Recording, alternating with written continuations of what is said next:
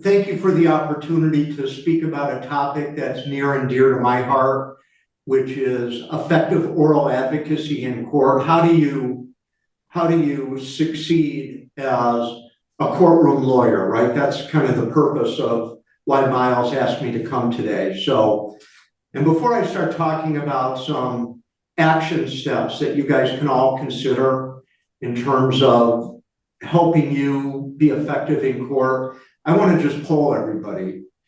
Who is nervous before they go to court? Raise your hand. Well, we have some liars in the room. Come on, everybody should be nervous. I'm nervous when I go to court. That's a very normal sort of thing. And there was a famous actor of the 20th century, Sir Laurence Olivier, who said, "The day that I quit having stage fright is the day that I get off the stage." And I've been trying cases for about 40 years, 39 years. I've tried cases in our Supreme Court. I've tried cases in all of our appellate courts, many trial courts around the state, traffic court. I mean, I've been all over the place, and I still get butterflies before I go to court. And that's not a bad thing necessarily. I mean, in some ways, it is going to propel you to perform. It reflects some of your adrenaline. But let me, before we even start getting into the subject matter, give you some cognitive behavioral therapy. Do you guys know what that is, CBT? Yeah, it's a form of therapy that basically allows you to think your way through certain issues.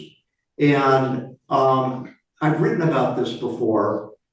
One of the ways that you can deal with courtroom jitters is to reframe what your role is in the court. So when you go to court on a motion, typically you're going in worried about winning and losing, right? You want to please your client, you want to please your boss, you want to be successful, right? We all want to be successful when we go to court.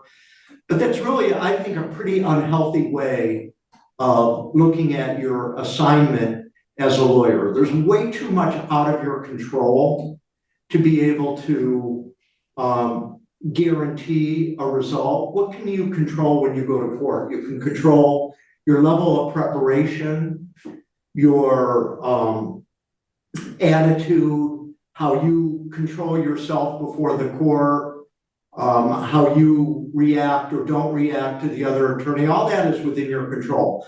But the rest of the stuff that happens is not within your control, right? How the other attorney acts, what the judge does, the facts of your case, your boneheaded client, all of that kind of stuff is outside of your control. So you can't go in there with the thought that you can somehow manipulate it to your advantage to win the case. Sometimes you can, but the reality is not usually. So a different way of approaching it, and I'm going to give you two strategies that you can think about with regard to motion practice, or a trial, I guess, for that matter. Number one, think of your role as being an educator for the judge. So, and you can control that. You can 100% control that. I am going to take the information that is at issue with the court. I'm going to take the law and I'm going to give it to the court so the judge can do his or her job. You're off the hook at that point because all you need to do is be the teacher for the court. And if the judge rules against you, so be it. That's on the judge. That's not on you. And along those same lines, the second strategy to think about is a visual of being a relay runner. Anybody in track in high school or college? No? Okay, got a couple. In a relay, right, we have the four runners and they're passing the baton to get to the finish line. First person to the finish line, of course, wins. Well, you could also think of yourself as a relay runner as part of the race when you're presenting in court. The client starts with a baton, they give it to you, you run with it to a given point, and then you pass it on to the court. Once you pass it on, once you've effectively passed it on, you have succeeded in your mission. That's all you need to do. You need to have a clean handoff to the judge, and the judge then takes responsibility for it from there. You know, we tend to, because of fear of failure, which is a particularly American sort of problem. I don't know that Europeans feel the same thing. I just read an article about this. But we are compulsive about success as Americans.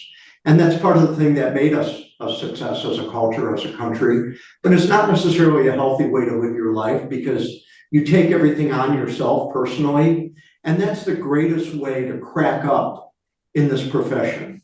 I've been doing it, again, for almost 40 years, and I've seen a lot of lawyers that have lost their souls, lost their minds, because they personalize everything that happens. And if they're not successful, they think it's a reflection on them. It's not.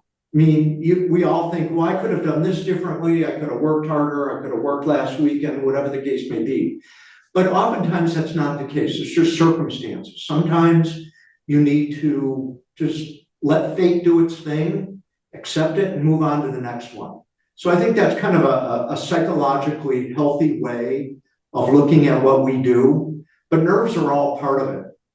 And there's no automatic way of dealing with the nerves other than to reframe it, as I just suggested, to make sure that what is within your control you deal with, which is the level of preparation. You always want to be hyper prepared for everything. And sometimes that's just not practicable because of time constraints, and we have lives and we have kids and we have all this stuff going on. But you need to do what you can do to be the most prepared lawyer in the courtroom. A lot of times lawyers are frustrated with other lawyers that don't tell the truth. You guys ever deal with any lawyers that are fast and loose with the facts? Yes. Yeah, I mean, we all do that. We all have to deal with that. And the best way of dealing with that is being the master of every single fact, as granular as you can go, so that you can rebut anything that lawyers say. Now, you can't anticipate everything that's going to come out of their mouths, but being prepared is just so critically important. And by the way, that's not something novel. You don't need to spend your Friday afternoon listening to Steve Peskind say, be prepared. I mean, that's common sense. But, you know, I'm a firm believer that reviewing the fundamentals on a regular basis, it makes you better. Repetition is the mother of skill, really. So going over the fundamentals from time to time, in our hurly-burly practices, we lose track of that. So being able to stop, pause, think about it a little bit is always helpful. I've been teaching at the Trial Institute. Joe was one of my students a few years ago, for 17 or 18 years. And why do I do that? I mean, I go and I devote 10 days a year going over the fundamentals of how to do an effective direct examination, how to do an effective cross-examination, how to do an opening statement, closing argument, fundamentals of evidence, fundamentals of laying a foundation for an exhibit, all that kind of stuff. I don't need to be doing that. I've tried 1,000 cases at this point, but going over these fundamentals makes me, I think, more formidable, makes me a better lawyer, and helps me get the job done for my clients. So I advocate periodically going through the fundamentals. I think that's going to be really helpful for you guys. So other ways to help deal with jitters, okay?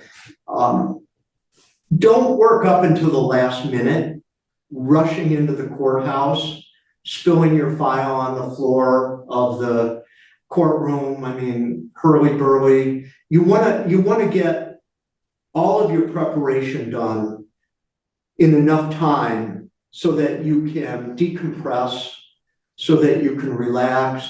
You know, your brain is so crammed with facts, figures, law, strategies, worry, all the kind of stuff that we all deal with up until the eve of trial. So if you can, let's say you got a trial starting on Monday, bust your ass, get it done by Thursday or Friday so that you can, over the weekend, do what you like to do to decompress.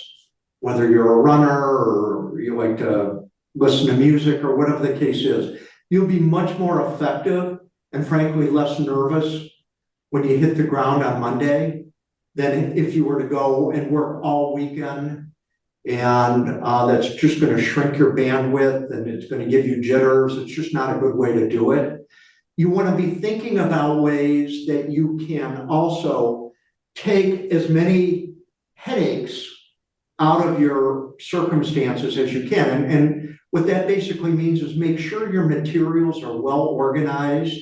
One of the things that I love is I use an iPad. Stephanie and I just tried a case a few weeks ago. All of my exhibits were laid out by click. I could get to them quickly. There's an app called a suite called Trial Pad and Document Review Pad that allows you to organize everything digitally on an iPad or a laptop for that matter. So all those sorts of things, at least for me, it makes it I'm much more confident. I'm much more relaxed knowing I can get my hands on everything that I possibly need quickly. I rely heavily on Stephanie to help me with that because as I've aged, I think some of my bandwidth has shrunk a little bit, but so that would help you relax as well. So planning ahead is, I think, critically important. What can I do to make sure that I don't have these competing things weighing on me? So again, sort of obvious stuff.